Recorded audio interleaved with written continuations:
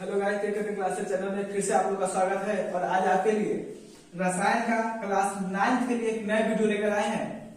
Class 9 का एक नए वीडियो लेकर आए हैं जिसमें हम पढ़ेंगे आज कि पदार्थ की अवस्था। पदार्थ की अवस्था, पदार्थ की अवस्था। हमारे आस पड़ोस में जितने भी पदार्थ दिखाई पड़ते हैं, जितने भी वस्तु दिखाई पड़ते हैं, उन्हें पदार्थ कहते हैं। क्या कहते हैं? उन्हें पदार्थ कहते हैं। अगर आप इस चैनल पर नए हैं तो सबसे पहले चैनल को सब्सक्राइब कर लें, नहीं तो बाद में छूट न जाए। अब क्या करें, आप कॉपी कलम निकाल लें जिससे हम पढ़ाते चले और आपको लिखते चले। यह कोई ट्रिक की वीडियो नहीं है कि आपको 2 सेकंड में 3 सेकंड में समझ में आ जाएगी। यह वीडियो हो सकता है लंबा बन सकता है, कारण कि यह रसायन का चैप्टर है और थ्योरी है। थ्योरी पढ़ने में थोड़ा समय देना पड़ेगा, तब जाकर आपका कंसेप्ट क्लियर होगा। अब आता है कि पदार्थ की अवस्था। हमारे आस पड़ोस में जितने भी पदार्थ दिखाई पड़ते, जितने भी वस्तु दिखाई पड़ते हैं, यानी कि दुनिया में जितने भी वस्तु हैं, वह सारे क्या कहलाते हैं? पदार्थ कहलाते हैं। और उन सारी यानी कि दुनिया के सारी पदार्थों को, सारे वस्तु को हम लोग 3 भाग में बांटते हैं। कितने भाग में बांटते हैं? 3 भाग में। यानी कि पदार्थ की जो अवस्था होती है वह 3 अवस्था होती है। आप बोलेगा नहीं सर, एक प्लाज्मा अवस्था होती है, एक बोस आंशिक कंडेंसेट होती है, तो यह बाद में चौथा अवस्था आता है और 5वां अवस्था आता है। उसके बारे में हम लोग फिर पढ़ेंगे। पहले आते हैं कि 3 अवस्था होती है। पहला होता है ठोस, ठोस अवस्था। दूसरा आता है द्रव अवस्था और तीसरा होता है गैस अवस्था। हम लोग इसको बहुत ही बारीकी ढंग से और बेहतरीन समझने का प्रयास करेंगे। सबसे पहले आते हैं पदार्थ की ठोस अवस्था। यहाँ पे क्या हो गया? ठोस हो गया, ठोस अवस्था, द्रव अवस्था, गैस अवस्था। यह पदार्थ की 3 अवस्था होती है। कौन कौन? ठोस, द्रव और गैस।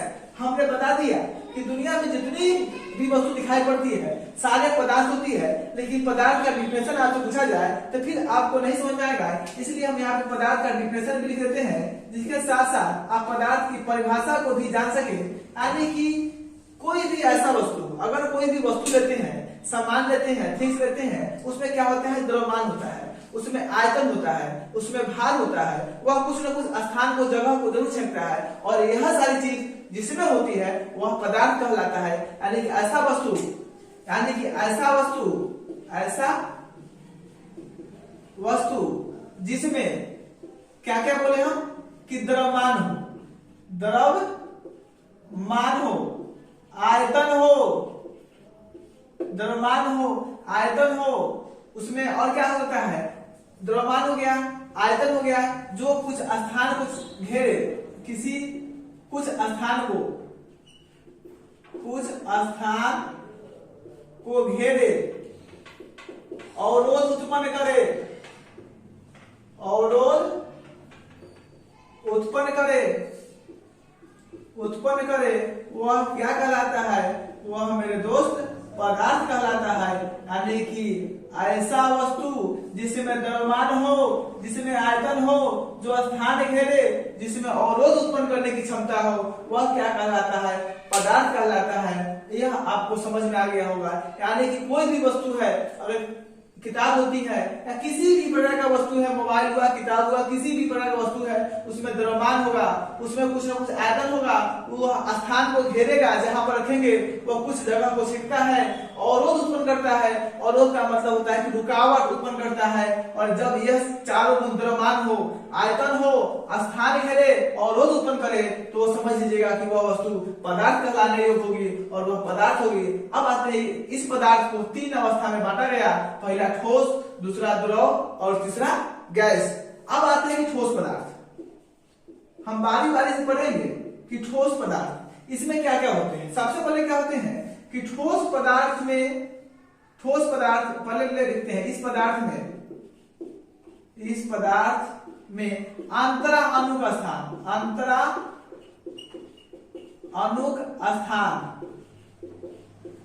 नहीं होते हैं। क्या होते हैं? नहीं होते हैं। और 2 चीज को याद रखिएगा, एक अंतरा अणु का स्थान और एक आता है अंतरा अणु आकर्षण बल। अंतरा अणु आकर्षण बल। अब आता है अंतरा अणु आकर्षण बल और अंतरा अणु स्थान क्या होते हैं। तो यानी कि ठोस के जो ठोस के पदार्थ होते हैं वह एक छोटी छोटी मतलब बहुत सारे छोटे छोटे कणों से मिलकर बने होते हैं और उनके बीच में क्या होता है कि अंतरा अणु का स्थान नहीं होता है, खाली जगह नहीं होता है और दो कणों के बीच का जो जगह खाली गैप होता है उसी को हम अंतरा अणु स्थान कहते हैं। और अंतरा अणु आकर्षण बल क्या होता है, तो जब एक कण दूसरे कण को अपनी ओर खींचते हैं, आकर्षित कहते हैं, तो इसी आकर्षण बल को हम अंतरा अणु आकर्षण बल कहते हैं। जो कि ठोस पदार्थों में अंतरा अणु आकर्षण बल काफी ज्यादा होता है, जिस कारण से इनके जो कण होते हैं वह क्या होते हैं, काफी सटे होते हैं, काफी नजदीक होते हैं। यह स्वतंत्र रूप से गमन नहीं कर सकते हैं, यानी घूम नहीं सकते हैं और इसमें अंतरा अणु का स्थान भी नहीं होते हैं और अंतरा अणु आकर्षण बल काफी मजबूत होते हैं, जिससे इनके कण एक दूसरे को मजबूती से पकड़े रहते हैं। यह था ठोस का। अब आते हैं अंतरा अणु आकर्षण बल। इसका घनत्व काफी उच्च होते हैं।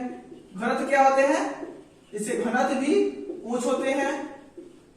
इसका द्रव्यनांक और क्वथनांक भी हम पढ़ेंगे आगे कि द्रव्यनांक क्वथनांक क्या होता है, तो फिर हम पढ़ेंगे। अब आते हैं थोड़ा सा कि द्रव अवस्था। द्रव क्या होता है, द्रव अवस्था। द्रव अवस्था में आप समझ लीजिएगा कि जितना भी लिक्विड होता है, अब इस एक चीज और समझ लीजिए, इसका आयतन और आकार, आयतन और आकार दोनों निश्चित होते, दोनों क्या होता है, निश्चित होता है, निश्चित होता है। इसको दबाकर या बढ़ाकर घटा, इसके आकार को घटा बढ़ा नहीं सकते हैं। इसके आकार को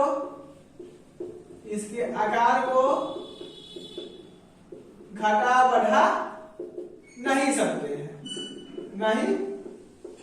हैं, यानी कि जो इसका आकार पहले से है उसके आकार को हम घटा बढ़ा नहीं सकते हैं। अब आते हैं द्रव में। द्रव में क्या होता है कि ठोस की अपेक्षा अंतरा अणु स्थान होते हैं, यानी कि अगर इसमें एकदम नहीं होता है मतलब कहने का मतलब इसमें खाली दो कणों के बीच में खाली स्थान नहीं होते हैं, जबकि इसमें अपेक्षा होते हैं। अंतरा अणु का आकर्षण बल इसमें काफी कम यानी थोड़ा कम होते हैं, ठोस की अपेक्षा इसमें कम होते हैं। इसमें ठोस की अपेक्षा कम होते हैं, जिस कारण से द्रव में बहाव की प्रवृत्ति होती है।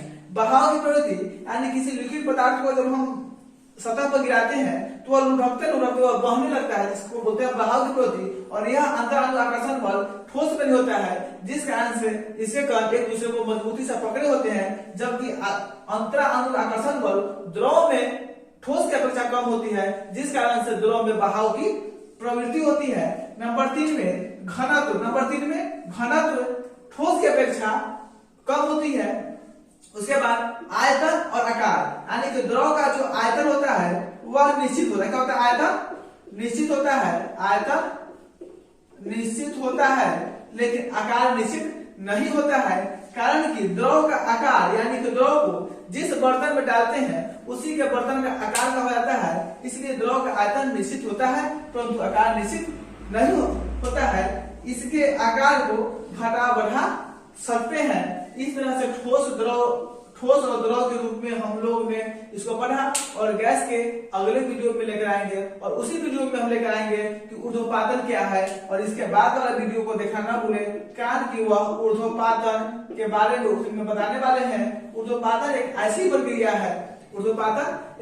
प्रक्रिया है जिसमें मतलब कोई ठोस पदार्थ बिना द्रव के रूप में परिणत हुए सीधे वाष्प की अवस्था में बदल जाती है, वही प्रक्रिया ऊर्ध्वपातन कहलाती है। और इसके आगे वाले वीडियो में हम गैस को और ऊर्ध्वपातन को बारी बारी से पढ़ेंगे, फिर उसमें वाष्पन की गुप्त उष्मा, द्रवण की गुप्त उष्मा और ठोस की चौथा अवस्था प्लाज्मा जो होती है उसके बारे में, और पांचवा बोस-आइंस्टीन कंडेंसेट के बारे में भी हम लोग पढ़ेंगे।